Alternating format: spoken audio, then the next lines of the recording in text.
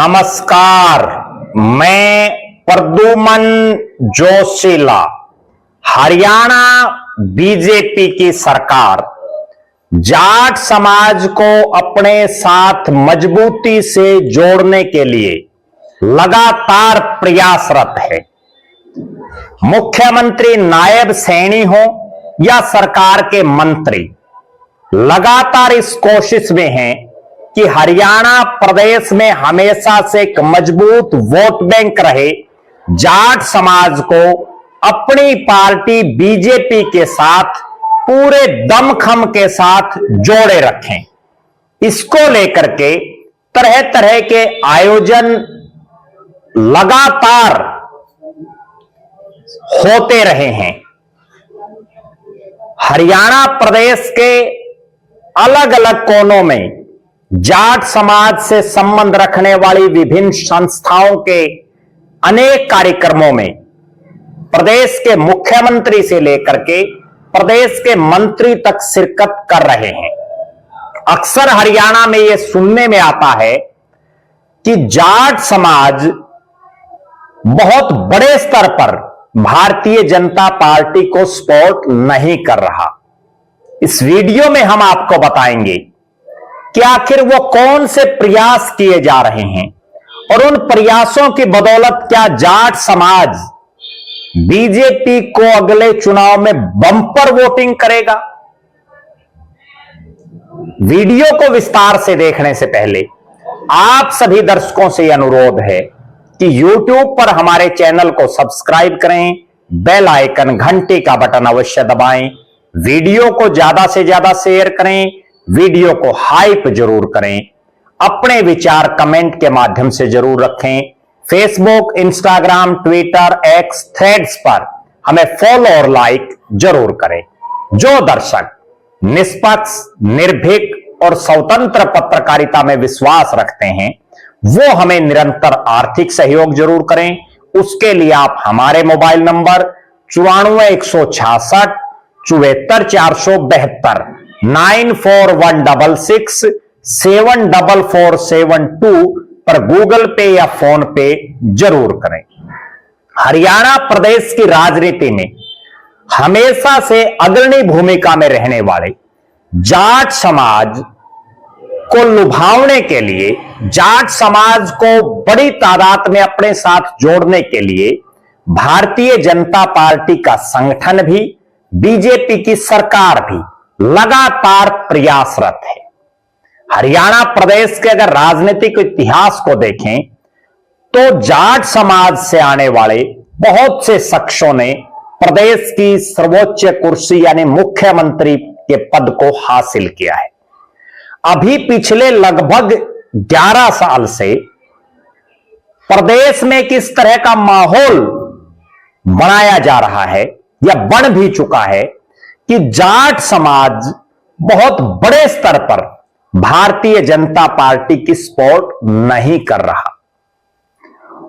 पिछले लोकसभा के चुनाव में हमने देखा कि जाट बाहुल्य जो गांव रहे उनमें बहुत गांव में बीजेपी के प्रत्याशियों का विरोध हुआ। कहीं उनको काले झंडे दिखाए गए, कहीं उनको बोलने नहीं दिया गया और उसका असर यह रहा कि 2014 और 2019 में जो भारतीय जनता पार्टी एक तरफा जीतती रही थी वो 50-50 यानी 50-50 यानी 5-5 सीटों पर आकर के अटक गई और उन 5 सीटों में बीजेपी 3 सीटें तो बहुत कम मार्जिन से जीतने में कामयाब हुई। विधानसभा का चुनाव आया, नायब सिंह सैनी का हंसमुख और मिलनसार व्यवहार कारगर साबित हुआ। हरियाणा प्रदेश के 2 विधानसभा क्षेत्रों जो जाट बाहुल्य माने जाते हैं, बाढ़ड़ा और उचाना से बीजेपी के प्रत्याशी जीते। हालांकि पूरे हरियाणा प्रदेश में केवल 6 कैंडिडेट जो जाट समाज से आते हैं बीजेपी के चुनाव चिन्ह पर जीतने में कामयाब हुए, जिनमें महिपाल ढांडा, जिनमें कृष्णा गहलावत, उमेद सिंह पातुवास, रणधीर सिंह पनिहार, श्रुति चौधरी और सुनील सांगवान शामिल रहे। भारतीय जनता पार्टी ने जब देखा कि समाज के हर वर्ग को अपने साथ लाने की जरूरत है, मैं किसी जाति पाति में कभी विश्वास नहीं करता। सब जातियां हमारे लिए बराबर और हमारे लिए सम्मानजनक हैं। सबका सम्मान करना चाहिए और हम करते भी हैं। लेकिन यह भी एक कड़वी सच्चाई है कि राजनीति में जात को देख करके कई बार टिकटों के फैसले भी होते हैं। कई बार मंत्रालय भी इस किस्म से दिए जाते हैं कि फला जाति को हमने जो है एडजस्ट करना है, फला जाति को प्रतिनिधित्व देना जरूरी है। अब पिछले कई दिनों से हम लगातार देख रहे हैं कि हरियाणा प्रदेश के मुख्यमंत्री नायब सिंह सैनी जाट समाज के विभिन्न कार्यक्रमों में या जाट समाज से जुड़ी हुई विभिन्न संस्थाओं के कार्यक्रमों में खुद भी हिस्सा ले रहे हैं, मंत्री भी सरकार के हिस्सा ले रहे हैं। हालांकि जो महापुरुष होते हैं उनको कभी किसी जाति से नहीं जोड़ना चाहिए, लेकिन उसके बावजूद चूंकि एक प्री पार्टी ऐसी बन गई है जिसकी वजह से ना चाहते हुए भी कई बार जो महापुरुष जिस जाति का होता है उस विशेष जाति से उसको जोड़ दिया जाता है।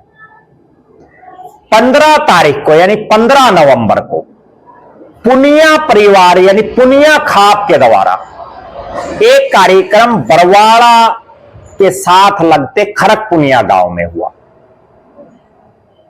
और प्रदेश के मुख्यमंत्री नायब सिंह सैनी उसमें पहुंचे, कई मंत्री सरकार के पहुंचे, बड़ी बड़ी घोषणाएं हुई। इसी तरह से 14 नवंबर को अमर बलिदानी दादा कुशाल सिंह दहिया के बलिदान दिवस पर राज्य स्तरीय कार्यक्रम सोनीपत में हुआ, जिसमें मुख्य मेहमान के तौर पर नायब सिंह सैनी ने शिरकत की।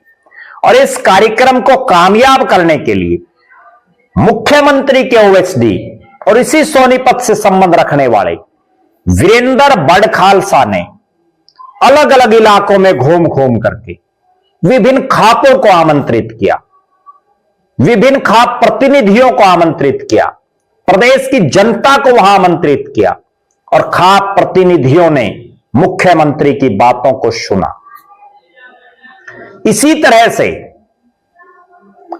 कल यानी 29 नवंबर के दिन हिसार में 2 प्रमुख कार्यक्रमों में प्रदेश के शिक्षा मंत्री महिपाल ढांडा शिरकत करेंगे, जिनमें एक कार्यक्रम जाट धर्मशाला हांसी में अभिनंदन समारोह का है और दूसरा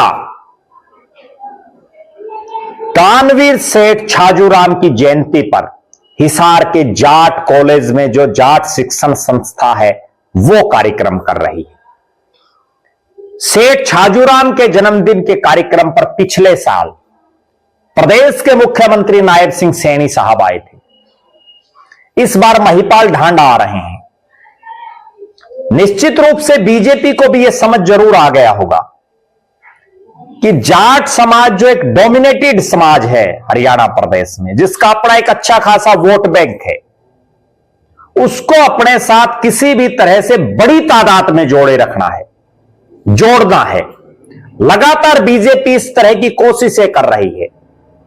हरियाणा में भारतीय जनता पार्टी ने अपना प्रभारी भी जाट समाज से ही आने वाले डॉक्टर सतीश पुनिया, जो राजस्थान में बीजेपी के प्रदेश अध्यक्ष रहे हैं, उनको बनाया है। भारतीय जनता पार्टी ने जाट समाज से आने वाले 2 नेताओं महिपाल ढांडा को शिक्षा मंत्री और श्रुति चौधरी को सिंचाई मंत्री बनाया है। जाट समाज से ही आने वाले सुरेंद्र पुनिया को प्रदेश का महामंत्री बनाया है।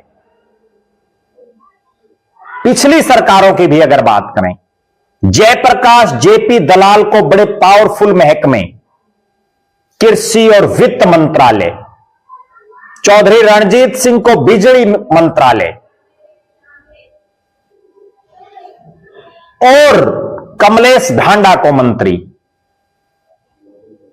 जेजेपी के कोटे से दुष्यंत चौटाला उप मुख्यमंत्री, देवेंद्र सिंह बबली मंत्री और उससे पहले मनोहर पार्ट 1 में कैप्टन अभिमन्यु को वित्त मंत्री, ओम प्रकाश धनखड़ को कृषि और पंचायत जैसे विभागों का मंत्री, सुभाष बराला को प्रदेश अध्यक्ष, फिर ओम प्रकाश धनखड़ को प्रदेश अध्यक्ष, सतीश नांदल को प्रदेश का उपाध्यक्ष। भारतीय जनता पार्टी निरंतर जाट समाज से संबंध रखने वाले नेताओं को खूब चौधर दे रही है, खूब तरजीह दे रही है। किसान आंदोलन के बाद एक ऐसा माहौल बना जिससे प्रदेश के राजनीतिक गलियारों, सामाजिक गलियारों में ये चर्चाएं खूब चली कि जाट समाज बहुत बड़े स्तर पर बीजेपी के खिलाफ खड़ा हो गया है। इस तरह का माहौल प्रदेश में बना और जिसका परिणाम बीजेपी को भुगतना भी पड़ा। 10 से 5 लोकसभा की सीटों पर बीजेपी आ गई, लेकिन नायब सिंह सैनी ने मुख्यमंत्री बनने के बाद जाट समाज के से जुड़ी हुई संस्थाओं के कार्यक्रमों में खुद भी और अपनी सरकार के मंत्रियों के साथ, संगठन के साथ खूब बढ़ चढ़ करके शामिल होना शुरू किया। और अब प्रदेश के राजनीतिक गलियारों में ये चर्चाएं चल पड़ी हैं कि जिस ढंग से जाट समाज ने पिछले चुनाव में भूपेंद्र सिंह हुड्डा और दीपेंद्र सिंह हुड्डा के बड़े स्तर पर प्रचार और प्रसार करने का काम किया, अगर नायब सिंह सैनी और भारतीय जनता पार्टी इसी तरह से इस समाज को तरजीह देती रहेगी, और ज्यादा आगे बढ़ाने का काम करेगी, समाज से जुड़ी हुई संस्थाओं के कार्यक्रमों में बढ़ चढ़ करके भाग लेना जारी रहेगा, समाज से जुड़े हुए नेताओं को बड़े बड़े पदों पर नियुक्तियां दी जाएंगी, तो कोई बहुत बड़ा अचंभा नहीं है जब अगले चुनाव में जाट समाज बंपर स्तर पर बीजेपी को भी वोटिंग कर दे। क्योंकि हरियाणा के राजनीतिक परिदृश्य को देखें तो वर्षों पहले जाट समाज चौधरी देवीलाल और चौटाला परिवार के साथ बड़े स्तर पर लगा हुआ था। फिर एक समय आया हुड्डा परिवार के साथ लगा। अब जाट समाज में बहुत लोग सोच रहे हैं कि आगे क्या किया जाए। मेरे पास भी बहुत लोगों के फोन आ रहे हैं कि आगे क्या फैसला लिया जाए, किसके साथ लगा जाए। बहरहाल नायब सिंह सैनी जो अपने हंसमुख और मिलनसार व्यवहार की वजह से हर समाज, हर वर्ग, हर क्षेत्र में अपनी एक पकड़, अपनी एक पैठ बना चुके हैं, जाट समाज के कार्यक्रमों में भी बड़ी भारी तादाद में उनको सुनने के लिए लोग पहुंच रहे हैं। आप दर्शकों की क्या राय है कि अगले चुनाव में क्या जाट समाज बंपर स्तर पर बीजेपी को वोटिंग करेगा, या जाट समाज एक बार फिर से चौधरी देवीलाल परिवार की तरफ दोबारा मुंह करेगा, या जाट समाज भूपेंद्र सिंह हुड्डा और दीपेंद्र सिंह हुड्डा के साथ ही ताकत के साथ खड़ा रहेगा। आप दर्शक अपनी राय जरूर रखें, या जाट समाज कोई अन्य नए विकल्प की तरफ तलाश में रहेगा। आप लगातार हमारे साथ बने रहें, हमारे फेसबुक पेज को लाइक और फॉलो करें, यूट्यूब पर चैनल को सब्सक्राइब करें, बेल आइकन घंटी का बटन अवश्य दबाएं, वीडियो को ज्यादा से ज्यादा शेयर करें, वीडियो को हाइप जरूर करें, अपने विचार कमेंट के माध्यम से जरूर रखें। जो दर्शक आर्थिक रूप से सक्षम हैं वो हमें निरंतर आर्थिक सहयोग जरूर करें। बहुत बहुत धन्यवाद। आपका अपना प्रद्युमन जोशीला।